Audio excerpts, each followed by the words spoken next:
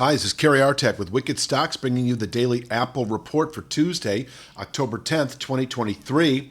As usual, before we jump into the charts, I'd like to encourage you to please click like if you haven't already, share the content with friends and colleagues, and become a Wicked Stocks YouTube channel subscriber. Also, check out wickedstocks.com, where we offer a full suite of both daily and weekly analytical videos, just like the Apple Report, daily analysis in the SPY and the Triple Q, that is the S&P 500 and NASDAQ 100 ETFs, weekly analysis in the S&P 500 Index, the NASDAQ 100 Index, the Long Bond ETF, the TLT, as well as 2 individual stock picks a week that you never see on YouTube that cater to the 3 to 5 week swing trader out to the 3 to 5 month near-term investor, always looking for 20% moves or better on those stock picks. Just on Monday, we put out a pick on Elevance Health Incorporated. Last week was McDonald's and FedEx. The prior week to that, AMD, NVIDIA. You can check all of that out for no cost.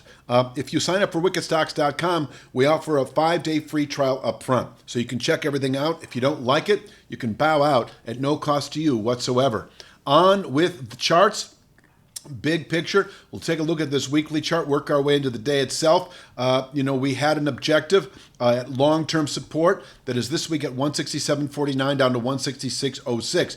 This area able to absorb selling through the rest of the year and well into next, and in fact above which the 228.66 rising channel top remains a big picture objective that I would expect to see by this point next year or sooner. That was anticipated actually back in May when we closed above this formation for the first time. It's just that we fell off, retested it, and now we're poised once again for longer-term bullish continuation. This 189.55 formation considered a 1 to 2 month target above 167.49. And in fact, it was just last week that we closed above this series of descending channel top speed line combination 174.16 to 174.54 that now maintains 189.24 as a mere 2 to 3 week objective rather than the 1 to 2 months I outlined here just a moment ago.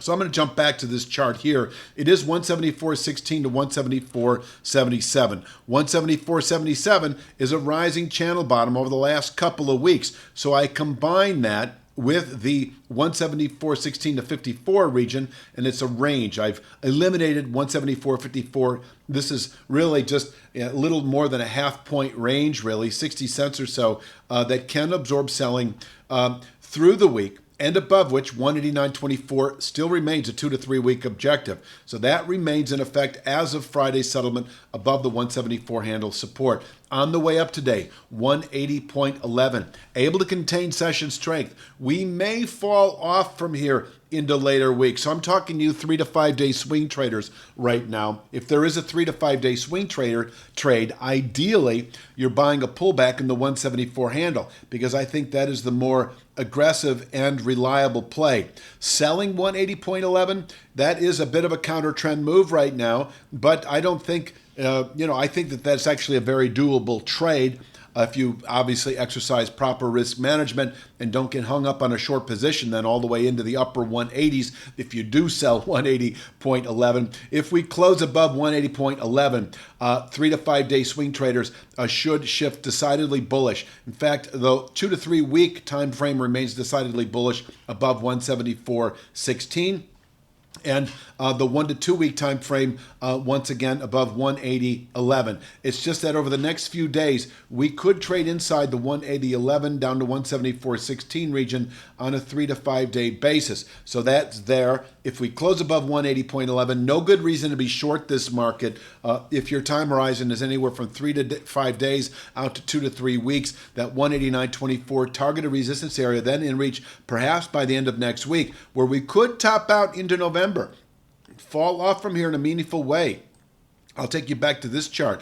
We could top out here into November, fall off from here in a meaningful way. A meaningful way could be within a month or two, all the way back into the upper 160s. We could fill this wedge out through the rest of the year, but longer term, still bullish above 167.49. And if we were to close above 189.55, say over the next few weeks, and we may, then we're probably just another 3 to 5 months away from reaching 228.66.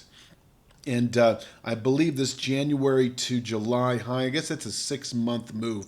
here. So if we were to close above 189.55, I think it's more like 3 to 5 months because, 6 months off the low if you're looking at synchronicity or symmetry, I should say. Let's talk downside today. 174.77 is our meaningful support that precedes 174.16.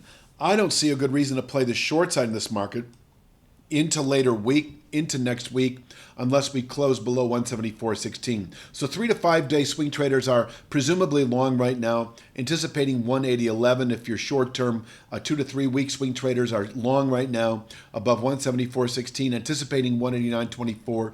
But if we close below 174.16, I don't see a good reason to be long on any of those time horizons, because I do think over the next 3 to 5 days or so, by the end of next week, we fall back into the upper 160s, back into the 166.07 to 167.49 region. So if we close below 174.16, I say you play the short side short term. That is like a 3 to 5 day swing trade back into the upper 160s. And I'll take you back to this chart again. This could be a 3 to 5 day sell-off if we close today below 174 handle support, the 166.07 to 167.49 region, once again able to contain selling through the rest of the year and well into next, and above which 228.66 remains, I'm going to call it a 1-year target, and that is the long as I think it would take, and in fact 3 to 5 months if we can close soon above 189.55. I think there's nothing left to be said. I will leave you with the most appropriate chart of the day, I think, is this one. I'll be back tomorrow, the Wednesday's Apple. Please click like, share, subscribe, and check out wickedstocks.com. You have a great evening.